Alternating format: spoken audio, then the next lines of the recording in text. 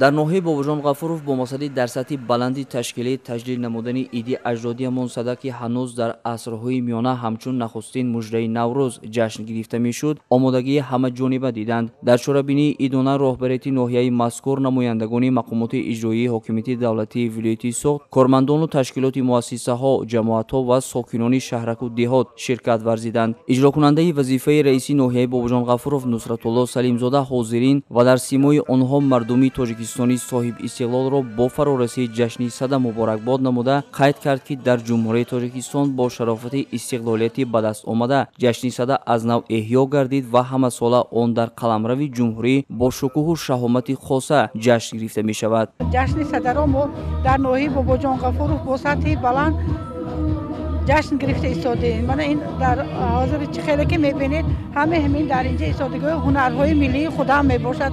дар идгоҳ растаҳои намоишӣ дастовардҳои соҳаи кишоварзӣ, намудҳои гуногуни тухмии зироатҳо, ниҳоли дарахтони мевадиҳанда ва ороишиву ҳамешасабз ва ғайра ба маърази дид гузошта шуд. Инчунин навъҳои гуногуни ҳунарҳои мардумӣ, маҳорати пазандагони моҳир, навъҳои гуногуни таомҳои миллӣ, порчаҳои атласу адрас, зардӯзӣ, гулдӯзӣ, заргарӣ ва либосҳои миллӣ ба маърази дид гузошта шуд.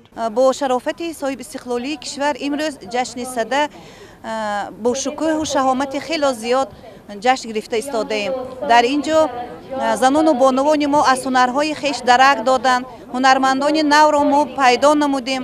дар ин ҷо мана ҳунарҳои пазандагӣ, дӯзандагӣ, қуроқдӯзию чапондӯзӣ, кӯрпачадӯзию пазандагиҳо дар ин ҷо муаррифӣ гардида истоданд ки ин хело хурсандиовар аст. мувофиқи мақъасҳои таърихи иди сада таърихи аз 3 то 5 ҳазор сола дошта калимаи сада аз забони мардуми орёе гирифта шуда дар таърих аввалин подшоҳе ки иди садаро ҷашн гирифтааст ҳушанг мебошад. аз замонҳои қадим иди сада 50 рӯз пеш аз фарорасии наврӯз яъне рӯзи 10 баҳманмоҳ мувофиқ ба санаи 30 январ ҷашн гирифта мешуд. анъана ва расму оинҳои мардуми орёи табор таърихи беш аз 3000 сола доранд. расму оинҳои қадима бештар дар ҷашнҳои то имрӯз боқӣ монда аз қабили шаби ялдо, сада, наврӯз, меҳргон ва ғайра таҷассум ёфтанд.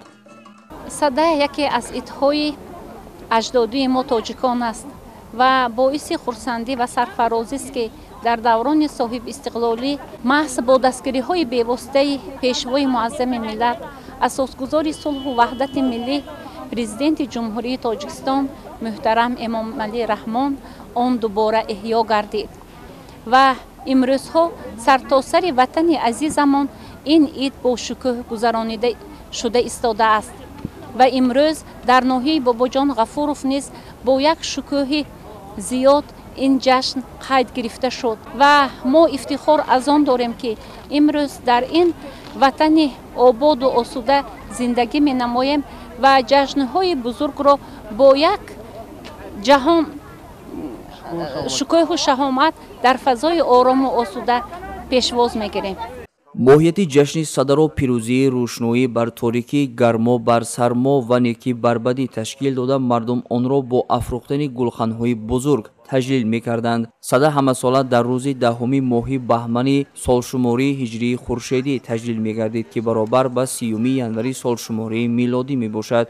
чорабиниро баромади пурмуҳтавои ҳофизон ва фарҳангчиёни ноҳия ҳусни тоза замн намуд. тибқи иттилои масъулини мақомоти иҷроии ҳокимияти давлатии вилояти Соғд имрӯз дар дигар шаҳру навоҳии вилоят низ бахшида ба ҷашни сада чорабиниҳои идона хубу хотирмон баргузор гардиданд.